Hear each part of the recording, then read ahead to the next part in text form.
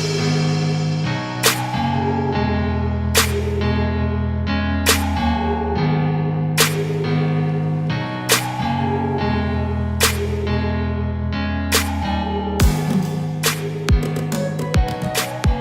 everyone, it's Lindsay and welcome to my new writing vlog. So if you haven't checked out my newest writing update, you should go do that because I'm going to be talking about some things that originally came from that video. So anyway, let me show you what I've been working on here. These are the notes I take when I do my run through. After every single draft, I read through the entire novel and take notes about things that I want to change.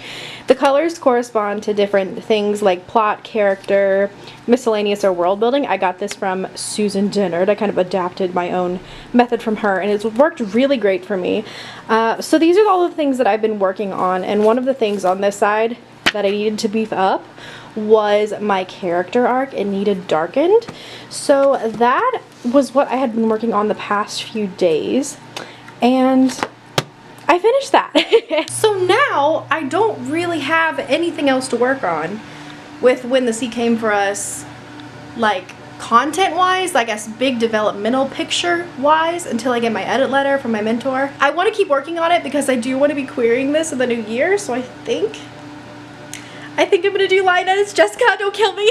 My CP is like, don't do line edits, don't do line edits.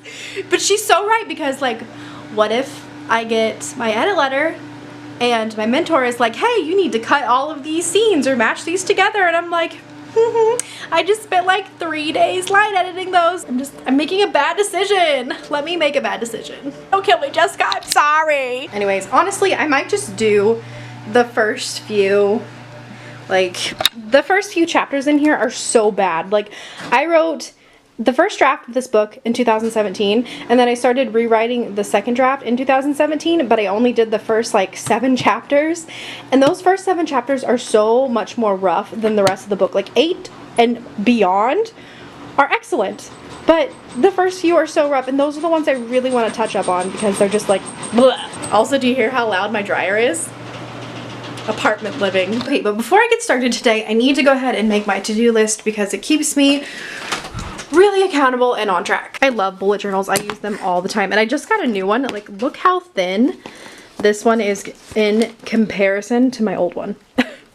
So used up. So anyway, today is Monday. I'll go ahead and show you my like little theme. It's coffee and books, and like I'm so proud of myself. Do you see the coffee rings? I actually did that with real coffee. So artistic. But anyway, I just finished making my list. So today I need to go to the pet store and get cat litter and dog food. I need to line edit chapters 4 and 5. I think that's doable for today with everything else I have going on around the house and stuff. And for dinner I'm getting Indian food, and I am so excited. That is not even my face. I am so excited. But yeah, so now I am just going to get to work on these line edits. I was gonna come over here and sit, like, look at my children. They're being so cutesy. Hi, I'm sorry. I need my socks. I'm so sorry.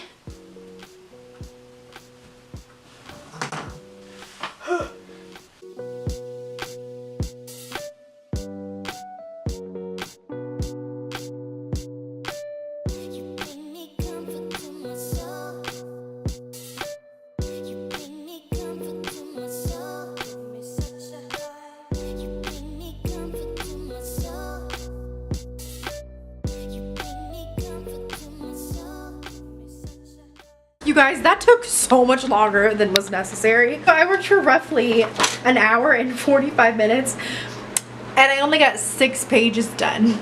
6 pages. I wish I could actually find a way to show you like what my line edits are looking like, but I don't know how to do it without like showing you the words, and a little bit too embarrassed to do that. Okay, I think this is sufficiently blurred out, but you can see the purple. That is my like new version of the book, and some are pretty nice. Like, I just do a couple cross outs here and rewrite a few sentences there, and then some are just like the only portion I didn't touch was up here. Everything else is crossed out, rewritten, something. So just so I think I really just get hindered by my own perfectionism. It's really hard because every single line I just want to be perfect. Like, this is my book baby, this is my one piece of art, right? and I just want every single line to be beautiful. Not necessarily meaning that it needs 25 adverbs and a bunch of adjectives, but I just want it to be beautiful within the constructs of the story. So I want every line to be perfect, and it makes me second guess every single letter and every single word and every single line. So feeling a little discouraged, a little frustrated, but I'm gonna plow through. I can do this. Like, it's fine. And once I get through these messy chapters, like I said, like the first 7 are just a little bit more messy than the rest of the book. So like, once I get them to bar, it'll be great. And my first 3 chapters are line edited.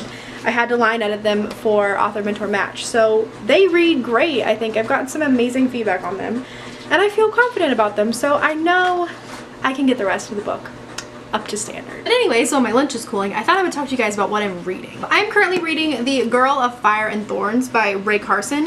And guys, this is so good. I don't know why I slept on it for so long. This is one of the longest staying books that I have in my collection that I haven't read yet.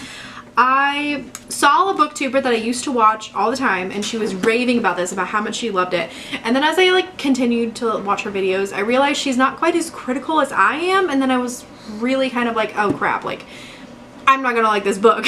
So I have just been sleeping on it and not reading it because I just was afraid I wouldn't like it. It's older. I think it was written in like 2011 or 12 or something. But y'all, this is so good. So this plays with tropes that I love. I really like prophecies and chosen one tropes, so plays with that.